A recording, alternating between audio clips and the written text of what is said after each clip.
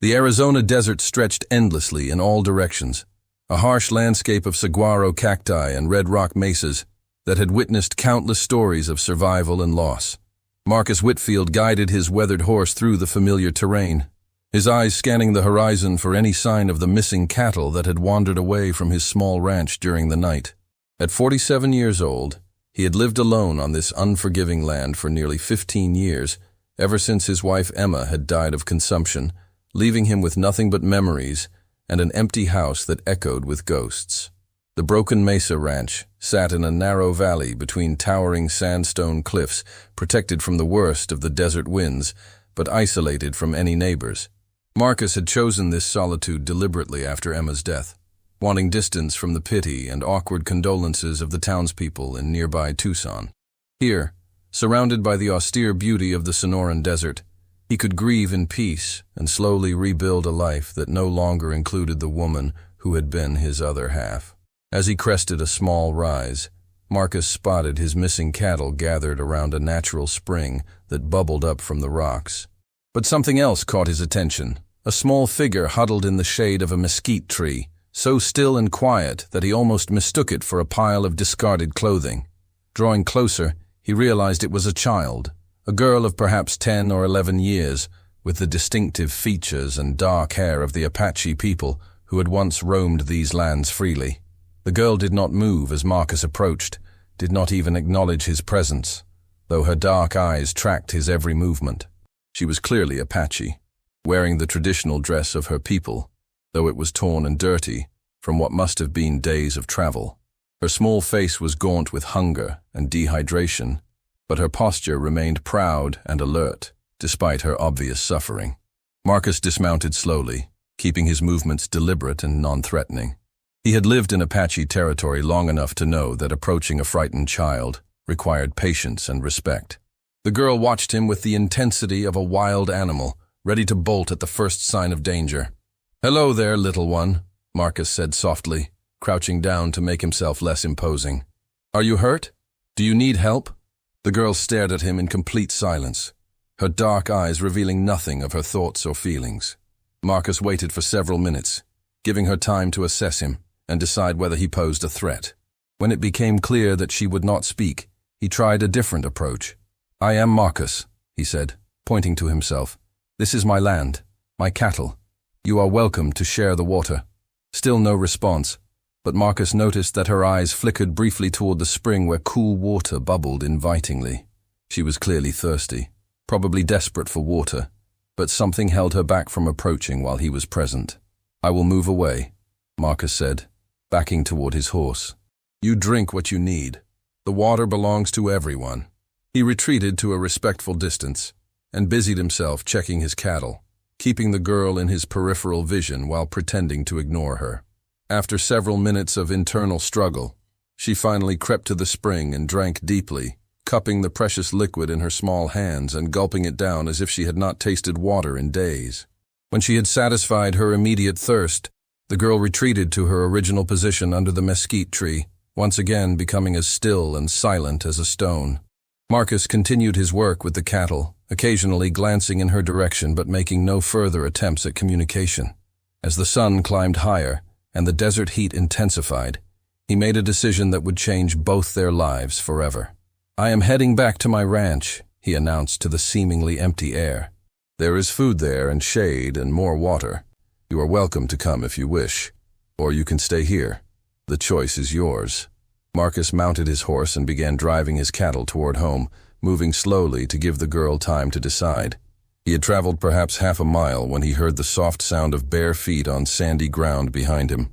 Turning carefully, he saw the girl following at a distance, staying far enough back to run if necessary, but clearly having decided that the promise of food and shelter outweighed the risk of trusting a stranger.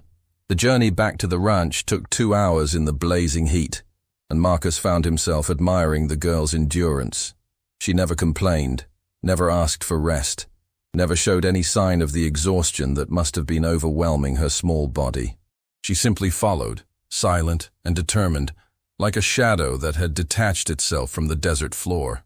When they finally reached the ranch house, a simple adobe structure that Marcus had built with his own hands, The girl stopped at the edge of the yard and refused to come closer. She studied the buildings with the careful attention of someone who had learned that survival often depended on knowing all possible escape routes. "There is water in the well," Marcus said, pointing to the stone-lined opening near the house, "and food in the kitchen. You can eat and rest, then decide what you want to do." He went about his normal routine of caring for the cattle and horses, occasionally offering commentary about his activities but never pressuring the girl to respond or approach. As the afternoon wore on, he noticed that she had crept closer to the well and was drinking from the bucket he had left there. Progress, however small. When evening arrived and Marcus went inside to prepare his simple dinner, he left the door open and made extra food, setting a plate on the porch where the girl could see it. He ate his own meal inside, talking to himself loudly enough for her to hear. "Emma always said I talk too much," he said to the empty room. "Guess she was right, since I am still talking even when there is no one here to listen. But this house gets mighty quiet sometimes. A man needs to hear voices, even if it is just his own." After dinner, Marcus sat on his porch and played his harmonica, an old habit that had helped fill the lonely evenings since Emma's death. The haunting melodies drifted across the desert air, mixing with the sounds of night birds and distant coyotes. He noticed that the girl had moved closer, drawn perhaps by the music or simply by the warmth of the lamplight spilling from the house. When he went inside for the night, the plate he had left on the porch was empty. This routine continued for several days. Each morning, Marcus would find evidence that the girl had eaten the food he left out and had used the water from the well. During the day, she would follow him at a distance as he went about his work, never speaking but always watching. In the evenings, she would creep closer to listen to his harmonica playing and his rambling monologues. Marcus found himself looking forward to her silent presence, even though she never acknowledged him directly. After years of complete solitude, having another living soul nearby, even one who refused to communicate, brought a measure of comfort he had not expected. He began talking to her more directly, sharing stories about his life, his work, his memories of Emma. "My wife loved this time of evening," he said one night, as they sat in their respective positions, him on the porch and her hidden in the shadows near the well. "She said the desert showed its true face when the sun went down, when the harsh edges softened and everything became peaceful." The girl remained motionless, but Marcus sensed that she was listening intently to every word. "Emma had a way with wild creatures," he continued. "Birds would eat from her hand. Horses would calm at her touch. She said it was because she never tried to force trust, just offered it freely and waited to see if it was returned." Over the following weeks, the girl gradually moved closer to the house. First, she began sleeping on the porch instead of out in the open. Then she started eating her meals at the small table Marcus had placed outside for her use. Eventually, she began sitting where he could see her clearly, though she still maintained her absolute silence. Marcus noticed that she was Apache beyond any doubt. Her clothing, her features, her manner of moving through the landscape all spoke of that proud heritage. But there was something damaged about her silence, something that suggested trauma rather than mere shyness. He had heard stories about Apache children who had witnessed the destruction of their families, who had retreated so deeply into themselves that they forgot how to speak. One evening, as autumn brought cooler temperatures to the desert, Marcus made a decision that had been building in his mind for weeks. Instead of his usual rambling commentary, he spoke directly to the girl with an intensity that made her look up from her meal. "I do not know what happened to your family," he said quietly. "I do not know what you have seen or what you have lost, but I want you to know that you already belong here. This is your home now, for as long as you want it to be." The girl's eyes widened with something that might have been surprise or fear or hope. She stared at him for a long moment, her small hands gripping her plate as if it were an anchor in stormy seas. "You do not have to speak," Marcus continued. "You do not have to do anything except be yourself. But you belong here. You are not a visitor or a charity case or a burden. You are family." For the first time since he had found her, the girl's carefully controlled expression cracked. Tears welled up in her dark eyes and spilled down her cheeks, though she made no sound even in her crying.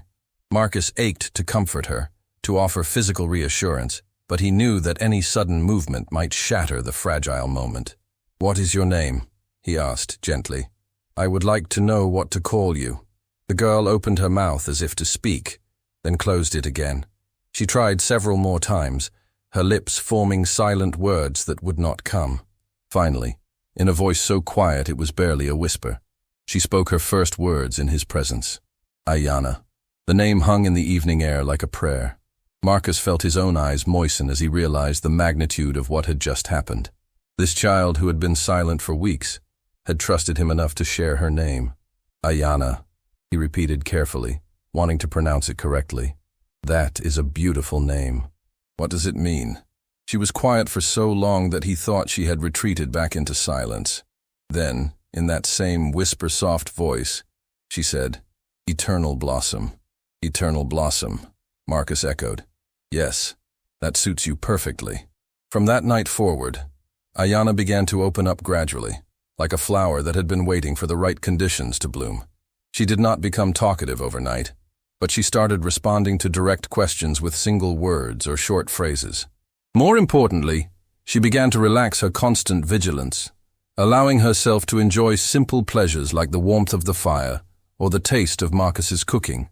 Marcus learned her story in fragments over the course of many weeks. Her band had been attacked by soldiers during what should have been a peaceful relocation to a reservation. Her parents and siblings had been killed in the violence that followed, and she had escaped by hiding in a cave for several days before beginning the long walk across the desert. She had been traveling for nearly 2 weeks when Marcus found her, surviving on cactus fruit and muddy water from occasional springs. "I thought I would die in the desert," she told him one evening as they sat by the fire. "I thought that would be better than going to the reservation." Marcus understood her reasoning without judgment. The reservations were places of despair and broken promises, where proud peoples were expected to forget their heritage and live as shadows of their former selves. For a child who had already lost everything, the prospect of losing her identity as well would have seemed like a fate worse than death. "You will never have to go to a reservation," Marcus promised. "This ranch is your home now. We will make it official with papers if we need to. But you belong here regardless of what any government says." As winter deepened and the desert took on its subtle seasonal changes, Ayana began to truly inhabit her new life. She helped Marcus with the daily chores around the ranch, proving herself remarkably capable despite her youth. She had an intuitive understanding of animals that rivaled Emma's gift, and the horses and cattle seemed to sense her gentle nature. More importantly, she began to reclaim her voice. At first, she spoke only when directly addressed, but gradually she started volunteering information, sharing observations about the weather or the animals, even asking questions about Marcus's past and his life with Emma. "Tell me about your wife," she said one evening as they prepared dinner together, her English improving daily through constant practice. Marcus smiled at the memory. "Emma was the strongest person I ever knew. She came out here when this was still dangerous territory, when most women would not even consider such a life. She saw beauty in places where others saw only hardship. Like the desert? Like the desert. Like people who had been hurt and needed time to heal. Like children who had lost their way and needed someone to believe in them." Ayana was quiet for a moment, processing this information. "She would have liked me. She would have loved you," Marcus said with absolute conviction. "She always said that family was not about blood, but about choosing to care for each other. You are the daughter we never had." The transformation in Ayana over the following months was remarkable. The silent, traumatized child who had followed him home from the desert gradually became a confident young girl who laughed at his jokes, helped solve problems around the ranch, and filled the empty house with life and warmth. She learned to read using Emma's old books, practiced writing by keeping a journal of her daily experiences, and absorbed knowledge about ranching with the quick intelligence of her people. But perhaps most importantly, she began to trust that this new life was permanent, that Marcus would not abandon her or send her away when circumstances became difficult. That trust allowed her to invest emotionally in their relationship, to care about his well-being as much as he cared about hers. One spring morning, nearly a year after he had found her by the spring, Marcus woke to the sound of singing drifting through his bedroom window. Following the melody outside, he found Ayana tending to a small garden she had planted behind the house, singing an Apache song in her native language as she worked. The music was hauntingly beautiful, full of longing and hope intertwined in ways that spoke to the complexity of her experience. When she finished the song, Marcus approached quietly and asked, "What were you singing about?" "About growing things in hard ground," she replied, brushing dirt from her hands. "About finding home in unexpected places. About families that choose each other." Marcus felt his throat tighten with emotion. "Did you write that song?" "My grandmother taught it to me before she died. But I changed some words to make it about us, about this place." The simple statement carried profound meaning. Ayanna was not just adapting to her new life. She was actively creating a bridge between her Apache heritage and her present circumstances, finding ways to honor her past while embracing her future. As the seasons turned and Ayanna grew from a child into a young woman, the ranch prospered in ways that had nothing to do with cattle or crops. The house that had been a tomb of memories became a home filled with laughter and conversation. Marcus found purpose in teaching and protecting this remarkable girl who had wandered out of the desert and into his heart. Ayanna, meanwhile, blossomed into someone who embodied the best of both worlds, the wisdom and resilience of her Apache heritage combined with the opportunities and security that Marcus's protection provided. She learned to navigate both cultures with grace, speaking Apache when she wanted to honor her ancestors and English when she needed to interact with the wider world. When government officials occasionally came around asking questions about Apache children who might need to be relocated to reservations, Marcus met them with legal documents that he had carefully prepared, establishing Ayanna as his legally adopted daughter with all the rights and protections that status provided. She was no longer a homeless Apache child. She was Ayanna Whitfield, daughter of a respected rancher, with a place in the world that no one could take away. But the true measure of her transformation came one evening when she was 16, as they sat on the porch, watching the sunset paint the desert in shades of gold and crimson. A young Apache man appeared at the edge of their property, clearly exhausted and desperate, much as Ayanna had been years earlier. Without hesitation, Ayanna stood and walked toward the stranger, speaking to him in Apache with the confidence of someone who had never forgotten her roots.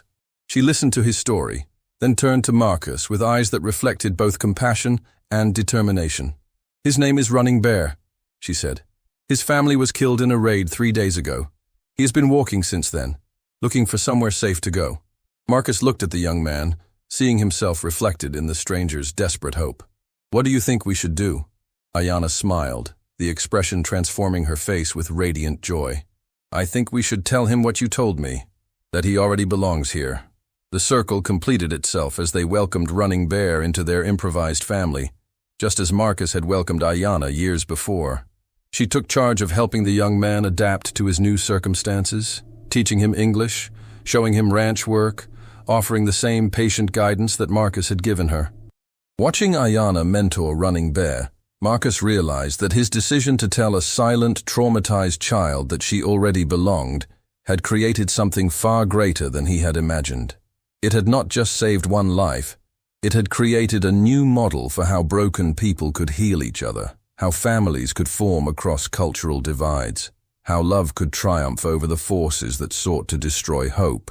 Years later, when Ayanna married Running Bear in a ceremony that blended Apache traditions with Christian customs, the ranch had become known throughout the territory as a place where lost souls could find refuge. Word spread through the Apache communities that Marcus Whitfield's ranch was safe ground, where children could grow up proud of their heritage while still finding their place in the changing world. Ayanna never forgot the moment when Marcus had first told her she belonged, when his simple words had given her permission to start healing from the trauma that had stolen her voice. That moment became the foundation for everything that followed.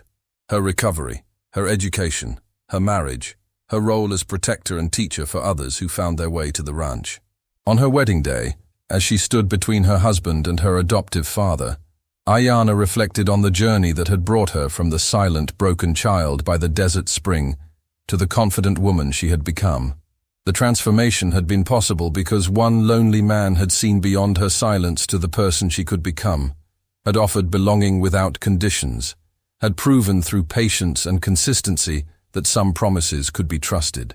"Thank you," she whispered to Marcus as they watched the celebration continue around them, "for seeing me before I could see myself." Marcus smiled. his eyes bright with tears of joy rather than the grief that had dominated his life before she arrived.